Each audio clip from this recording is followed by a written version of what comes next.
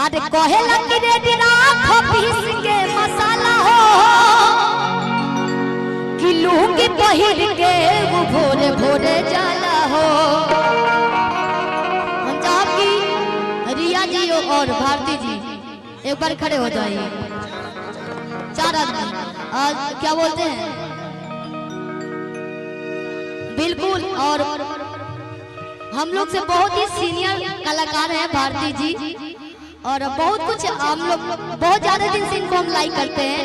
अभी शायद हम गांव में रहते हो तभी से बहुत दिनों से इंडस्ट्री में काम कर रही है भारती जी। जिया खान जी भी आ गई हैं। गोपालगंज की धरती पे आपका स्वागत है। शिवानी जी बक्सर से चल के क्या बात है। तमाम एल्बम में आपने जिया खान जी को देखा है। भोजपुरी की ऐसी मॉडल जो हमेशा मुस्कुराते रहती हैं और जब मंच पे जब आती हैं तो इनका परफॉर्मेंस देखकर आप लोग मुस्कुराते हैं। हमेशा ये एनर्जी में रहती है। रेड बुल पीती हैं। अच्छा इसीलिए अब अभी इन्होंने रेड बुल पिया है। जरूरी है। गोपालगंज है ना भाई, हम लोग ध्यान देते हैं हर चीज पे। हाँ अपन जिला ऐसे ध्यान स्वागत करे पड़े, अच्छा तरह से ख्याल रखे के पड़ी। चलिए कि हो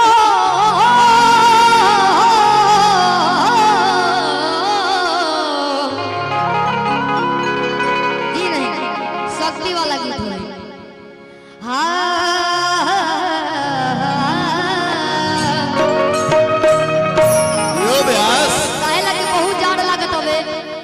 सब लोग केहू टोपी ओढ़ ले बा, केहू स्वेटर पहन ले बा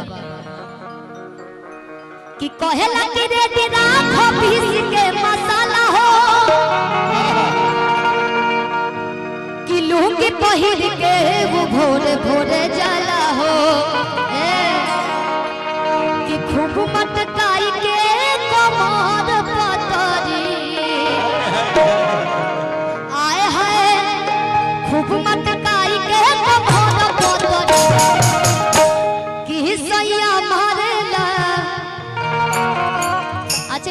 ठंडी में के मछली मारे गए हाथ उठाइए। ए बार ठंडी में बड़ा लोग मछली खाला, ये तो सीजन है मछली के। ए भाई भाई ठंडा लगा तो मत हटाओ, ये तो और ठंडी बढ़ा रहा है। ये भारती जी बहुत मछली खाती हैं।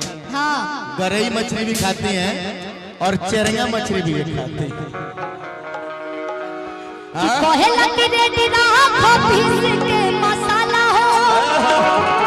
ए जिया जिया तू कौन मछली खाता? हम बांग्ला में बोले कि हिंदी में? हिंदी में यहाँ पे बांग्ला कौन समझेगा? बांग्ला वाला मछली का नाम याद है, हिंदी वाला नहीं ना। अच्छा बांग्ला वाला मछली का नाम बता दीजिए। चिंगरी, जो आप लोग झींगा बोलते हैं। अच्छा जिया जी टेंगरा मछली खाती हैं कि नहीं? उसमें दोनों तरफ कांट होता है। क्या होता है? कांट होता है। अब कांटा होता है। सुनिए ना सर, कांटा की तरफ मेरा ध्यान नहीं जाता है, मेरा मांस की तरफ से। मैंने गुदगर चाहिए ना बहुत, क्योंकि मैं खुद एक कांटा हूँ। कहना है कि कहेला कि रे दिना पीस के मसाला हो किलो के पहिर के वो भोरे भोरे जाला हो। अरे खूब मटकाई के कमर पतरी कि सही ना मारेला कि सही ना मारेला बडहिया में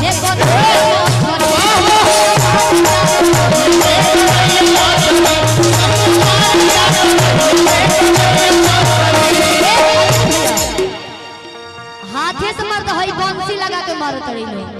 हां जिया बंसी से मराई बता मछली। अब भारती जी आप भी ये भारती जी मछली मार रही है ना ऐसे। नहीं, इनका मछली जब कंडीला नीचे जाएगा तब मछली बाहर आएगा। कहे लगी रे दिना पीस के मसाला हो लोग के पहिर के वो भोरे भोरे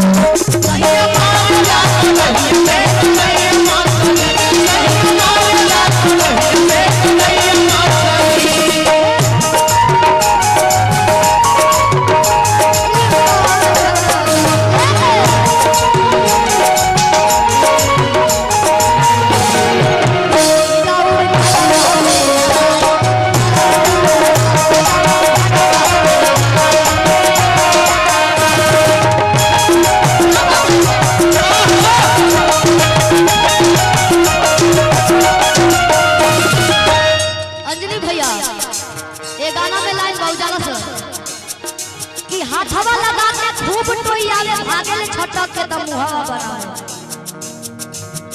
बड़ा जे मछली मरले होई जब मछली भागे ली तो अजीब फीलिंग होला एकदम फीलिंग होला विजय चौहान जी के भाव चौहान जी के भाव कहा के खूब टोई जावे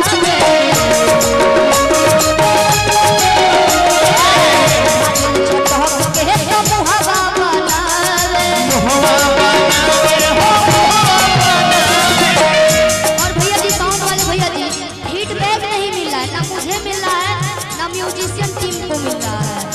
शिल्पी जी ये जगह आपके लिए है वो मेरे लिए सर मुझे तो फीडबैक नहीं मिला तो कैसे गाऊंगी और भैया को भी नहीं मिल रहा है वो भैया थोड़ा सा मीन ये माइक को थोड़ा सा और ऊपर कर दीजिए हल्का ऊपर रखिए हाँ बोलिए हाथ वाला कहा के धूप टोई जावे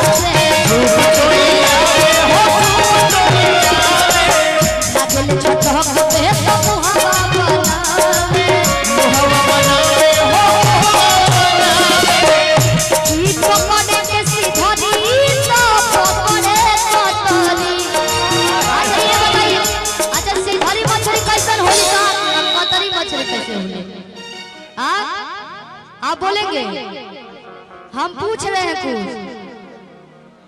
नहीं मालूम है सबको पता है महाराज ये लोग सिगरी भी खाते हैं चलवा भी खाते हैं टेढ़ुला भी खाते हैं बरारी भी खाते हैं कवई भी खाते हैं ढलई भी खाते हैं मंगूरा भी खाते हैं मंगूरी भी खाते हैं अबे बिहार में कहीं उतरा सब लोग जाल लेके पहुंच जाए खूब लोग मारेला मछली कि पकड़ के सीधा दी तो पकड़ के सीधा दी तो पकड़ सही न मारेला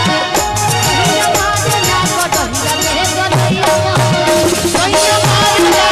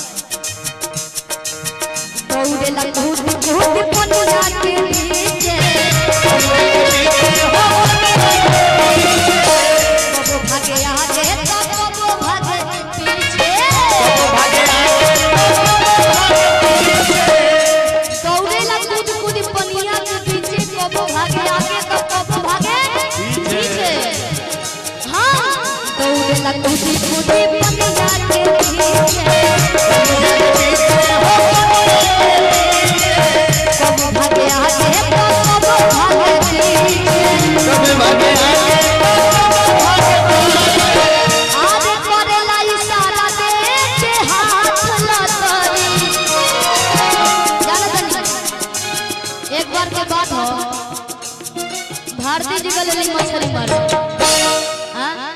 भारती जी गई कहाँ गई रही मछली मारे इन नदी में गले मछली मारे ऐसे मारे।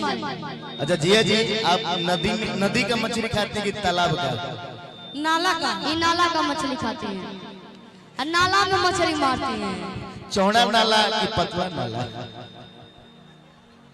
देखिए भाई साहब हम तो देहात के हैं मेरे उधर सिर्फ नाला ही नाला है कुछ नहीं है इसलिए हम लोग नाला का मछली खाते हैं। अच्छा। क्या करेंगे क्योंकि एक्चुअल हम तो कुछ दूसरे हैं ना इसलिए नाला का खाते हैं। क्या बात है बंगाल में नाला ही नाला है। अरे की तो उड़ेला कूदी कूदी बन जाके